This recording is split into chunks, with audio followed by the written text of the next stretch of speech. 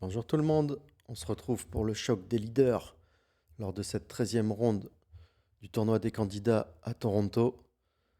Yann Nepomniachtchi qui a les blancs face à Hikaru Nakamura. Il joue évidemment E4 comme à son habitude. E5, cavalier F3, cavalier C6, fou B5, une espagnole. Pas de mur de Berlin, Hikaru qui joue A6 ici, fou A4. Fou C5, alors un petit coup, Pragnanda a joué F5 face à Vidit avec succès en début de tournoi, et Gukesh a très bien défendu face au même Yann Nepomniachtchi avec cavalier GE7. Ici, on s'attendait à une Marshall dans ces candidats qu'on n'a toujours pas eu. Hikaru qui choisit ce petit coup. Bon, tous les coups sont possibles maintenant. Petit rock joué par Yann, l'autre option, ce que j'ai joué contre Grichouk en Title Tuesday. C3, KGE7, D4, puis on prend D4, puis on prend D4. Fou B4 échec, donc c'est un petit peu différent. Petit rock, c'est un très bon coup. Cavalier GE7, C3, cavalier G6, une grande ligne tout de même, ça tient le pion E5, D4, fou A7, ici fou G5, il y a aussi l'option de prendre le pion par fou prend C6, pion prend C6 et cavalier prend E5.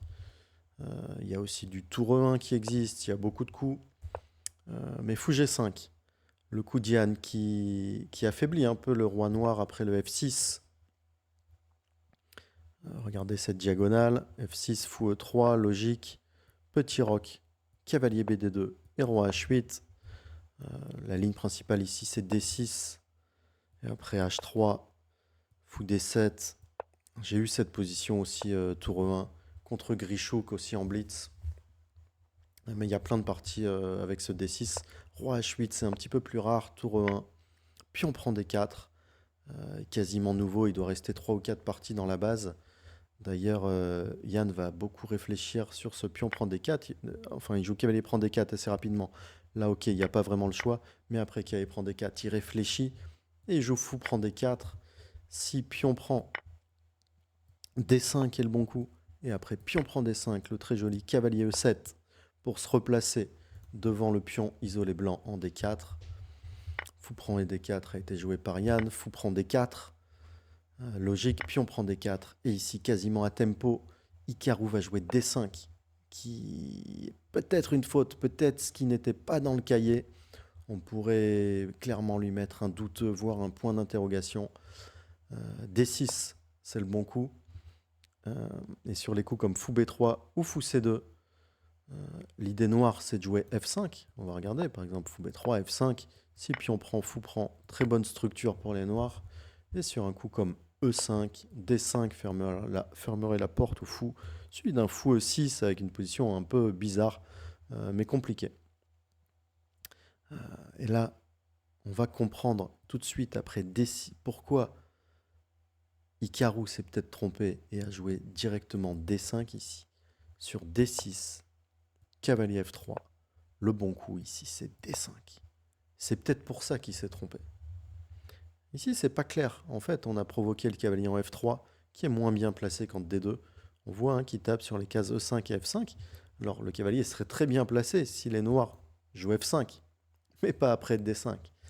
Voilà peut-être pourquoi Hikaru se trompe et joue D5 à tempo. Ici, Yann va très bien réagir. Pion prend D5, dame prend D5 et cavalier E4. L'activité qui compense la pseudo-mauvaise structure des blancs, ce pion isolé. Il y a quand même pas mal d'activités avec ce pion isolé. C'est surtout, on va pouvoir menacer la case devant le pion et la contrôler, soit par cavalier C3, soit par fou B3. C'est pourquoi Hikaru joue dame D8 directement. Il recule. Et ici, on s'attendait à D5, qui prend toutes les cases. On voit le fou qui est très bien placé, qui contrôle la case A8. Alors sur B5, on pourrait retourner en B3 ou en C2, suivi de C5, cavalier E6. Si fou D7, on pourrait prendre fou prend D7, dame prend D7 et cavalier C5. Taper B7 et aller vers E6. Le meilleur coup après D5 selon la turbine, c'est de jouer B6 pour vous dire. Ici, fou C6, ça donne évidemment l'avantage. Peut-être que le plus simple, c'est même D6 pour jouer juste l'activité. On a tout sorti avec les blancs. Malheureusement, après Dame D8 pour Yann, il se décide à jouer Fou C2. Après pas mal de réflexion, il va, hein, il se met vers le roi, mais Hikaru va très bien réagir avec F5 d'abord. Ici, 6 cavalier C3, Dame D6, suivi de Fou D7 et tour à E8, avec une position très solide pour les noirs. Donc F5, Yann décide de jouer cavalier C5, et là, très bon coup d'Hikaru. B6, il n'a pas peur de cavalier E6, qui est le meilleur coup. Après, Fou prend E6, tour prend E6. Il veut probablement jouer un coup comme Dame G5. Et ici, si Dame F3, le coup le plus naturel. Cavalier F4, tour E5, Dame G4, Dame prend G4, Pion prend G4. Et cette finale, qui est peut-être un petit peu mieux pour les blancs, elle est très sauvable, hein, par rapport à ce qui se passait il y a quelques coups. Yann décide de ne pas rentrer pour cette finale et décide, assez incompréhensible d'ailleurs, d'aller en D3. Évidemment, l'option c'est soit cavalier D3, soit cavalier 6, mais jamais cavalier A4 ou cavalier B3. Des mauvaises cases pour le cavalier. Cavalier D3 au moins, il va vers E5, mais je pense qu'il aimait pas trop déjà sa position. Il a déjà moins d'une heure à la pendule, il se sent peut-être pas très bien sur cette partie.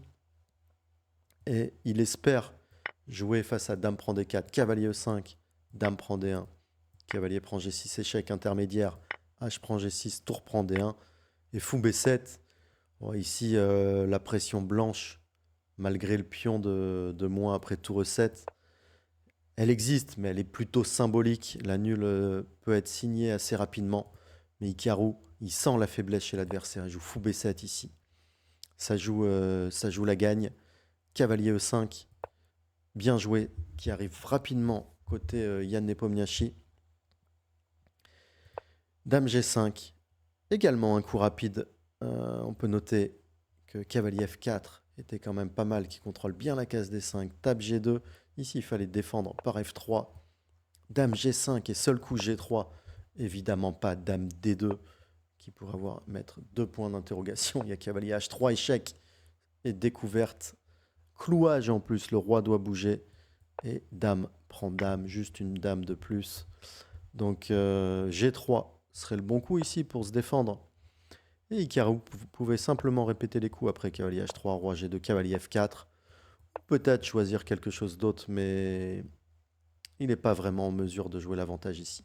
C'est pourquoi il choisit Dame G5, mais il a peut-être loupé le très bon coup joué par Yann D5. Presque 15 minutes de réflexion, hein, sur ce D5. Très très bien joué. Il voit ici que si cavalier F4, G3, cavalier prend D5, il y a Fou B3, et si tour AD8, très jolie tactique ici que je vous invite à trouver. Fou prend D5, Fou prend D5, Dame prend D5, et si tour prend D5, cavalier F7, échec. Magnifique sacrifice de Dame. Si roi G8, on récupère. Cavalier prend G5 avec une pièce de plus. Et si tour prend F7, on va simplement mater avec tour E8, tour F8, tour prend F8. L'autre option après cavalier F4, G3, c'est cavalier H3 pour essayer de faire nul. Mais ici, peut-être ce qu'il a... Après D5, possible, hein, que Hikaru ait déjà pensé à la nulle. D'ailleurs, il a réfléchi sur son coup presque 25 minutes. Et il a certainement pensé à cavalier F4, G3, cavalier H3, échec, H3, échec, roi G2, cavalier F4, échec. Mais ici, Yann n'est pas obligé de répéter comme tout à l'heure, mais peut aller en F1. Et sur cavalier prend D5, ça reste le même problème. Il y a toujours le Fou B3 avec ce thème de tour à D8, Fou prend D5, Fou prend D5, Dame prend D5. Et donc le meilleur coup ici, c'est Dame D8, mais clairement très difficile pour les noirs, par exemple, après Dame F3, suivi de tour à D1. Donc Hikaru réfléchit au bon moment après ce D5 et joue tour à D8. On peut lui mettre un point d'exclamation. Fou B3, défend le pion. Ici, je m'attendais à Fou prend D5 avec l'idée Fou prend D5, ça donne pas une pièce. On échange d'abord en E5 et ici C6. Et grâce à ce clouage, on récupère la pièce investie et ça devrait être nul assez rapidement. Mais encore une fois, Hikaru choisit le coup le plus sauvage, C5. Euh, Évidemment, cavalier F4, on reste sur la même idée que d'habitude. Il y a dame F3 qui est très fort. Cavalier prend D5, encore une fois, fou prend D5. J'ai pas noté tout à l'heure, mais évidemment, si on joue tour prend D5 au lieu des fous prend D5, il y a quand même cavalier F7 échec et on gagne la dame. Bref, ici, Hikaru qui décide de pas jouer la nulle et qui joue pas le mauvais coup cavalier F4, mais va pour le très intéressant C5, améliore positionnellement la structure noire. Ce pion qui était arriéré, qui pouvait être attaqué par un tour C1 ou dame C2, mais qui est juste arriéré. Tout d'un coup, il devient très fort en C5. Les noirs qui menacent de fermer ce fou par B5 et C4, tout simplement, prend les cases. Évidemment, D prend C6, impossible, à cause de tour prend D1, prend la dame toute simple. Les D6 pour les cavaliers F7 sont toujours impossibles à cause de l'attaque sur G2, ici simplement dame prend G2 mat. Ça commence... En fait, c'est pas Hikaru, malgré la jauge d'évaluation qui donne l'égalité ici. C'est plutôt Yann qui doit faire attention. Il joue cavalier F3, dame H5, cavalier E5. Yann qui est prêt à répéter les coups, évidemment. Bon, il risque pas grand-chose. Si dame prend D1, cette finale après tour à prend D1, elle n'est pas du tout risquée pour les blancs. Donc, Hikaru continue dame G5, cavalier F3. Et ici, il décide de jouer à nouveau dame H5. Il y avait peut-être dame H6, alors c'est égalité. Mais bon, il sait qu'il aura dans la dernière ronde les blancs, Hikaru Nakamura. Il décide de répéter après dame H5, cavalier E5, dame G5, cavalier F3. Quelques erreurs dans cette partie, mais c'est très instructif quand même. Et ces deux leaders qui se font rattraper par Fabiano Caruana, qui l'emporte avec les noirs face à Praggnanandhaa. Donc 3 joueurs qui se retrouvent à 8 points. Et malheureusement pour eux, et pour nous aussi, Domar Gukesh l'emporte sur Alireza Firouzja. Alireza encore un peu mal au temps, qui a pourtant fait une grande partie, qui avait presque l'avantage et qui a craqué en manque de temps. Ouais, fin de tournoi difficile pour Alireza. Et Gukesh qui devient le leader après cette 13e ronde. Soyez tous là ce soir, 20h30.